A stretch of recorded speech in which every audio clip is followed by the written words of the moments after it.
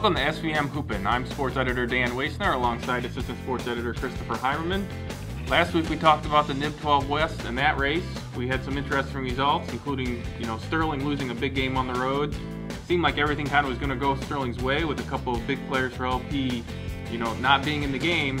But the Warriors couldn't hit the big shot late to pull that one out, Chris. Yeah, knock. The opportunity was there, and they were right there until the very end. But that was one that they were going to need if they were going to find a way to win the NIB 12 West. I mean, you can't rule anything out. Mathematically, obviously, they're still in it, but an opportunity on the road to beat a team like LP, it's tough to see that one slide by the boards. And things kind of just held steady on the girls' side.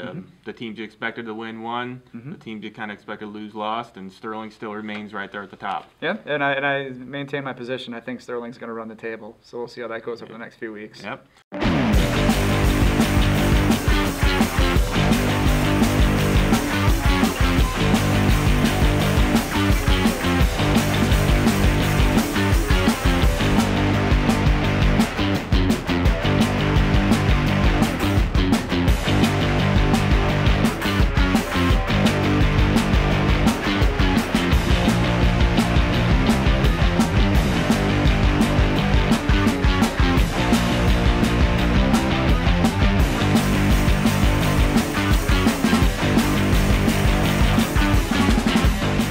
This week we'll talk about the big Northern West. I think both you and I agree this is probably the best conference in the area, if not one of the best conferences in Northern Illinois, especially on the boys' side. You look up and down.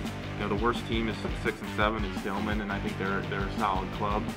Oregon's is 1 and 4 in conference with 10 and 7 overall, and I think both you and I think they're a really solid team led by Caleb Mowry and Jesse McKinley and some of those guys. Yeah, and they got pushed by Byron, who in terms of the standings within the conference is sitting at the bottom. So yeah, top to bottom, I mean, the guys' side is tough, and the girls' side, if you take out Bago and Stillman Valley, is chock full of juggernauts too. So yeah, this is where the party's at during the hoop season, without a doubt. So over the next couple of weeks, watching these races shape up. Unfortunately, on the guys' side, it would be quite a feat for somebody to overtake Bago. Yeah, I mean they're sitting at 17-0 at this point. They won the Plano tournament. They won, I think, a couple other the Forreston tournament. They beat big teams, they beat small teams, they beat the best teams in the area. Right. I see them running the table going into the regionals. Yeah, I couldn't disagree with you. In a couple of weeks we're going to see them. We're going to see Rock Falls get Bago at their place on February 2nd. So mark that one on your calendar. Rock Falls versus Bago on February 2nd. That's a must-see game. This is sort of the test week for Rockford Lutheran. Yeah. They play 3 games. They play Oregon at Oregon. They play Winnebago Thursday night. And then Saturday night they come into Tabor to play the Rock Falls Rockets. One of our loyal readers and watchers of this video suggested that game we talk about. I think that's going to be a good one. It'll probably sift out who's right behind Winnebago there for the conference lead. A little baptism by fire for Rockford Lutheran. You like what I did there? Yeah. I think that Saturday night, if you don't have anything going on, you're going to want to be at Tabor Gym. I mean, you look at what Rock Falls has been able to do of late. You get the feeling they're just getting stronger as things go along. And as you mentioned in the power rankings last week, check those out in every Thursday section. Rock Falls has a very good thing going on inside with Armaska, and they've got those scary shooters. And they've got a guy, it's beautiful. Every Thursday with our new leaderboard, well, it's not new this year, but hey, it's new to me. I found out that Alex Leaf is among the lead leaders in assists too. So you got a guy who can feed all those mouths. Rock Falls is kind of a spooky team. So I'm off on Saturday, and don't be surprised if you see me at Tabor Gym. I might just go there to enjoy the game. Well, taking a hard look at Lutheran, they've only lost 2 games to Dundee Crown and Seton Academy, both bigger schools, both solid programs. They're a younger team than Rock Falls. Rock Falls is the experience edge. Lutheran's led by juniors, sophomores. I mean, their 6'5" center is a sophomore, Nate Weeding, and but the one senior that kind of is a big contributor is Terrence Roby. Chris, you got to see him live and in color this fall against Rock Falls in football, and we know what kind of athlete he is. Yeah, he's a freak on the gridiron. So seeing him on the hardwood, obviously it's a whole different skill set. But I anticipate that he'll have a big time impact on Saturday night. And for the Rockets, when you talk about the classes that they're led by, maybe there's a sense of urgency. Get them all you can. While you do have such a senior laden squad. Yeah, and I think they match up well. If you look at the lineups, they're both guard-heavy lineups with a big man in the middle. So it'll be interesting to see how that one plays out. It's probably going to come down to who can hit their shots. That's what both teams are going to need is, the Jace Andersons or the Alex Leafs or the Thomas Kopelmans or Kendall Lawsons for Lutheran, hitting those long shots and, forcing those teams not to be able to double team down on the big guy in the middle. Yeah, and if it's a game like that, I might give the nod to the Rockets. I mean, they've got the good old 3-point champ, Jace Anderson. That's a guy who's never seen a shot he didn't like. And looking a little bit further down the road, like I said, Rock Falls has Bago on the 2nd of February, and then at Oregon on February 7th. So I know we've all got our Google calendars this day. Open that bad boy up and be sure to punch that one in there. You want to see that. On the girls' side, we talked about Oregon. The team they're trying to dethrone this year is Lutheran. Lutheran's held the conference title the last 2 years.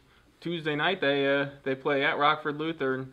It'll be a big game for Oregon to kind of wrestle control of that lead for the rest of the year. Yeah, and I think they're absolutely capable of doing that. This is an Oregon team that we've talked about it a ton. They're missing that big presence in the middle.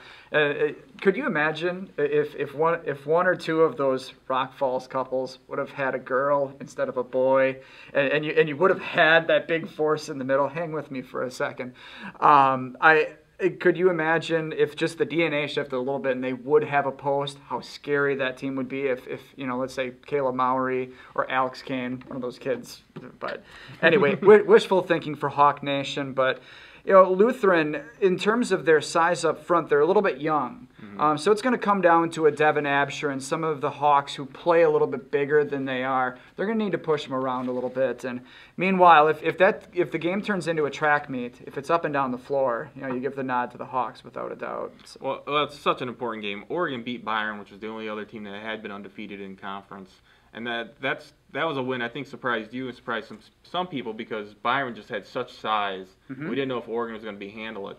Instead, they forced Byron to play their game, and that's what they've got to do against all these teams that got post players that they don't have. They got to dictate the tempo, and one thing Oregon's going to have to get really good at here fast, and they've done a good job with it so far, is going on the road and winning. There are 3 marquee games down the stretch. Lutheran tomorrow night, that being Tuesday night, at Rock Falls on the 26th, and then at Byron on the 29th. So their biggest tests so far are going to be away from the Blackhawk Center. So I think in the long haul, the same way you see Sterling with the Sterling shootout getting better because of that, Oregon has an opportunity to get some signature victories on the road and be battle-tested and ready for the playoffs. Well, when you look at it, it's really a 3-team race at this point.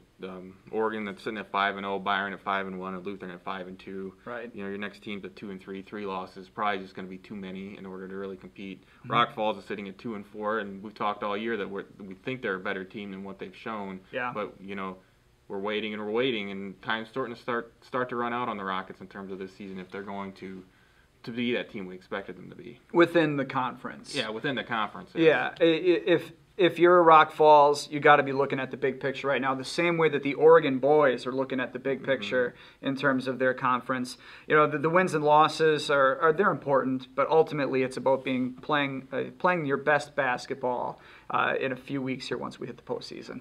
All right, let's make our bold predictions for these 2 conferences. Boys side, I'll make you go first. I don't think this one's a hard one. Oh, you're giving me the cupcake? Yeah, the cupcake. Absolutely. I'll take Bago all day. I mean, Lutheran, lots of talent, but I wouldn't be surprised if Lutheran gets saddled with its first loss on Saturday night, like I mentioned. Well, I think Bago wins this conference. I think Rock Falls eventually sneaks up in the second. I think we've seen them kind of improve as the year has gone on.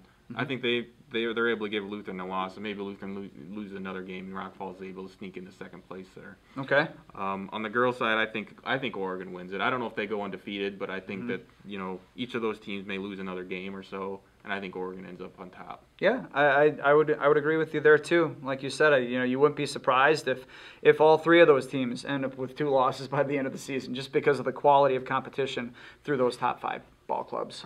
All right. Well, thanks for watching, and don't forget to tell us what you think on Twitter at SVM Hoopin. We'll be talking. We'll see you next week. See you at the games.